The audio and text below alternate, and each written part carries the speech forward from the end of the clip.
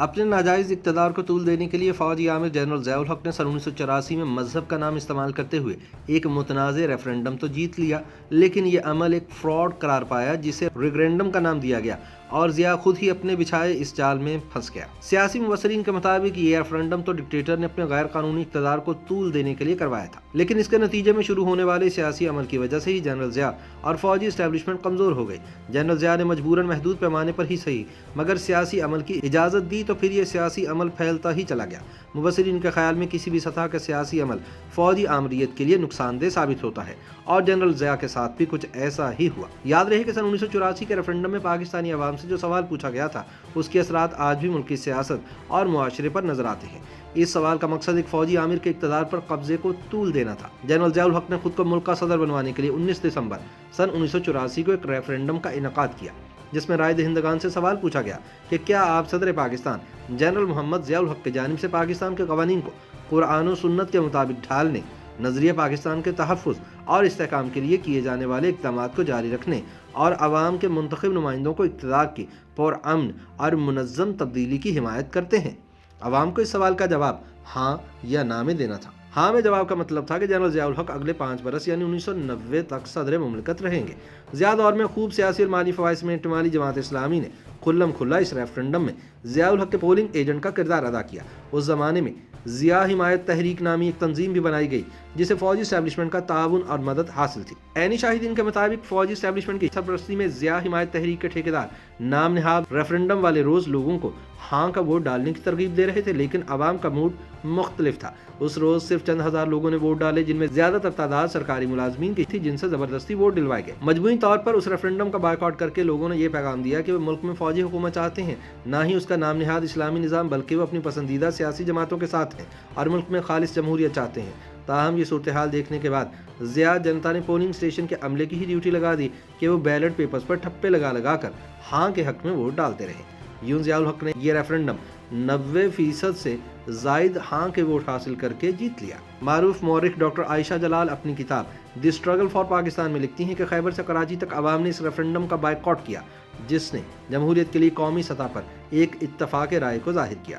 بہت فراخ دلی سے پیش کیے جانے والے اندازوں کے مطابق بھی ووٹنگ کی شرح 10% سے زیادہ نہ تھی۔ زبردست دھاندلی کی گئی، ایسے افراد کو بھی ووٹ ڈالنے دیا گیا جو رجسٹرڈ ہی نہیں تھے۔ الیکشن کمیشن نے زمینی حقائق کی کوئی پرواہ نہیں کی اور اعلان کیا کہ ووٹنگ کی شرح 62% رہی اور اس میں سے 97% سے زیادہ لوگوں نے ہاں کا ووٹ دیا ہے، جس کے نتیجے میں اگلے مزید 5 سال کے لیے جنرل ضیاء الحق کے اقتدار پر مہر لگا دی گئی۔ دلچسپ بات یہ ہے کہ تقریباً تمام سیاسی جماعتوں نے اس ریفرنڈم کا بائیکاٹ کیا تھا۔ عوام کو اس ریفرنڈم سے کوئی دلچسپی نہیں تھی۔ نیشنل پریس ٹرسٹ کے اخبار مشرق کو یہ ہدایت کی گئی تھی کہ ہر صورت میں ریفرنڈم کو نمایاں کیا جائے گا۔ پولنگ اسٹیشنز خالی پڑے ہوئے تھے اور ہر علاقے کے ایس ایچ او کی ذمہ داری تھی کہ وہ 100% نتائج لے کر آئے۔ بہرحال اس ریفرنڈم کے نتیجے میں جنرل ضیاء الحق کے اگلے اقدامات کے لیے راستہ کھل گیا۔ غیر جماعتی انتخابات کروائے گئے اور صورتحال تبدیل ہوتی چلی گئی۔ نئی قومی اسمبلی وجود میں آئی اور ملک میں محمد خان جنیجو کی شکل میں ایک نیا وزیر اعظم سامنے آیا۔ واضح رہے کہ جنرل ضیاء کے ریفرنڈم ڈرامے سے پہلے صورتحال یہ تھی کہ سن 1981 میں بحالی جمہوریت کی تحریک MRD بن چکی تھی۔ حزب اختلاف کی جماعتوں کے اس اتحاد کا مقصد ملک میں جمہوریت کو بحال کرنا تھا۔ اس اتحاد میں Peoples Party, Pakistan National Party, National Awami Party, National Democratic Party, Tehreek Istiqlal اور عوامی تحریک وغیرہ شامل تھی۔ MRD کی تحریک سن 1983 تک ایک مضبوط آواز بن چکی تھی۔ مبصرین کے مطابق MRD کی تحریک کی وجہ سے جنرل ضیاء، ان کے دیگر جرنیل اور ساتھی دباؤ میں تھے، کیونکہ فوجی آمریت کو نافذ کرنا تو آسان ہوتا ہے لیکن اس کو جاری رکھنا اور اس سے باہر آنا بہت مشکل ہوتا ہے۔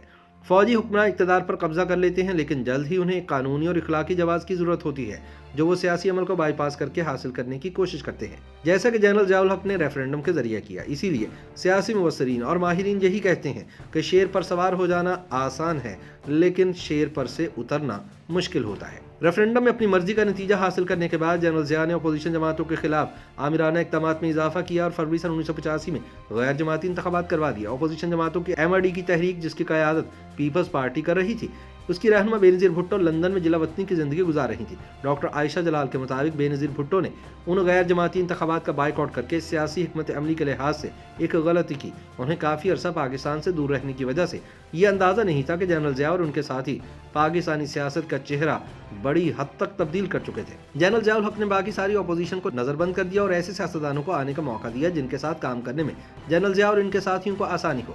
عوام کو 1985 کے انتخابات میں 8 سال کے بعد اپنی رائے کے اظہار کا موقع مل رہا تھا، اس لیے لوگوں نے بڑی تعداد میں قومی اور صوبائی اسمبلیوں کے لیے ووٹ ڈالے۔ جنرل ضیاء کے کئی قریبی ساتھیوں کو شکست ہوئی اور ان کا ساتھ دینے والی جماعت اسلامی بمشکل چند نشستیں ہی جیت سکی۔ ان غیر جماعتی انتخابات میں قومی اسمبلی کے لیے ووٹوں کی شرح 53% رہی، جبکہ صوبائی اسمبلیوں کے لیے ووٹنگ کی شرح 57% تھی۔ ڈاکٹر عائشہ جلال کے مطابق عوام کے اتنی بڑی تعداد میں انتخابات میں حصہ لینے کی وجہ سے جنرل ضیاء الحق کے اقتدار کے باقی 3 برسوں کے دوران MRD کا سیاسی اثر بڑی حد تک زائل ہو گیا، لیکن ان کے اپنے غیر جماعتی انتخابات کے نتیجے میں قائم ہونے والی اسمبلیوں سے ابھرنے والی سیاسی قیادت بھی جلد ہی ان سے متصادم نظر آئی اور جنرل ضیاء کو یہی اسمبلیاں بری لگنے لگیں۔ نتیجتاً جنرل ضیاء نے انہیں برخاست کر دیا۔ اس فیصلے نے انہیں نہ صرف سیاست میں مزید کمزور اور تنہا کیا، بلکہ اپنے ادارے میں بھی ان کی مخالفت میں اضافہ ہوا۔ YouTube پر گوگلی نیوز دیکھنے کے لیے youtube.com کی سرچ بار میں گوگلی نیوز TV ٹائپ کریں۔ گوگلی نیوز کے پیج پر سرخ رنگ کے سبسکرپشن والے بٹن پر کلک کرنا نہ بھولیے۔ YouTube پیج پر اپلوڈ ہونے والی ویڈیوز سے باخبر رہنے کے لیے بیل آئیکن پر کلک کیجیے۔ آپ کو ہر نئی ویڈیو کے بارے میں نوٹیفیکیشن موصول ہو جائے گا۔